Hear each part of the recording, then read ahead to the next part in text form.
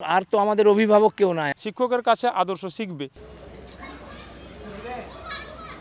চলতি মাসের 17 তারিখ রাজশাহী থেকে একজন স্কুল শিক্ষককে ঢাকায় তুলে নিয়ে যায় সিআইডি সদস্যরা। এই ঘটনায় নগর জুড়ে তৈরি হয় ব্যাপক চাঞ্চল্য।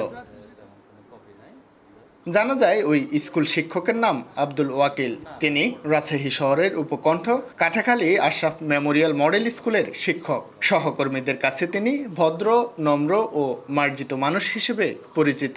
বাচ্চাদের কাছ থেকেও তার কোনো দিন রিপোর্টও পাইনি, কোনো কমপ্লেনও পাইনি, আর কোনো গার্ডিয়ানও আমাকে কোনোদিন কমপ্লেন করে না। এক কথায় সে ভালো টিচার হিসাবে এখানে ছিল। মানুষের মনের মধ্যে তো আসলে আমরা ঢুকতে পারি না যে তার মনে কি হচ্ছে বা সে অতীতে কি করছে না করছে, এগুলো তো আসলে আমরা গেস করতে পারিনি। শেষে সিআইডির মাধ্যমে গত বৃহস্পতিবার এটা আমি জানতে পেরে আমাকে খুবই খারাপ লেগেছে। নগদে 500 টাকা বা তার বেশি পেমেন্টে পেতে পারেন ঢাকায় জমিসহ 20 কোটি টাকার পুরস্কার। তবে কে বিশ্বাস করবে? সবার কাছে একজন ভালো আচরণের শিক্ষককে 30 শিক্ষার্থীর সঙ্গে যৌনাচার ও তার ভিডিও ধারণের অভিযোগে গ্রেফতার করা হয়েছে। হ্যাঁ, এই তথ্য শুনে কান ছানা বড়া হলেও পুলিশের কাছে নিজ মুখে অপরাধ স্বীকার করেছেন ওই শিক্ষক। এই ঘটনায় সংক্ষুব্ধ অভিভাবকেরা।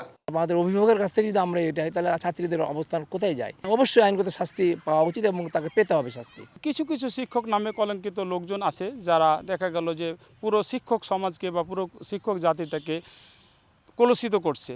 তো এটা নিশ্চয় এটা ঘৃণিত কাজ। প্রাথমিকভাবে তার যে সমস্যাটা হয় সেটা হলো তার মানসিক দিকটা ভেঙে যেতে পারে এবং দেখা যায় যে তার মানসিক বৃদ্ধিটা ঠিকমতো না হওয়ার কারণে তার শারীরিক বৃদ্ধিটাও ব্যাহত হতে পারে। আব্দুল ওয়াকিলের বাড়ি রাজশাহী মহানগরীর মথিয়ার থানার ডাশমারি মহল্লায়। তার বাবার নাম আব্দুল হামিদ। শিক্ষার্থীদের সঙ্গে যৌন নির্যাতনের দৃশ্যগুলো ওই শিক্ষক ভিডিও করে নিজের মোবাইল, পেন ড্রাইভ, কম্পিউটার এবং এক্সটার্নাল হার্ড ডিস্কে সংরক্ষণ করত। এসব ডিজিটাল ডিভাইস থেকে সার্চ ইঞ্জিন গুগল, মাইক্রোসফট, সামাজিক যোগাযোগ মাধ্যম ফেসবুক এসব তথ্য পৌঁছে দেয় যুক্তরাষ্ট্রভিত্তিক National Center for Missing and Explored Children নামের একটি প্রতিষ্ঠানের কাছে। এনসিএমসি বাংলাদেশ সিআইডিকে এসব তথ্য সরবরাহ করে। এসব তথ্যের ভিত্তিতে তাকে গ্রেফতার করা হয়। শাহিন আলম, সময় সংবাদ, রাজশাহী।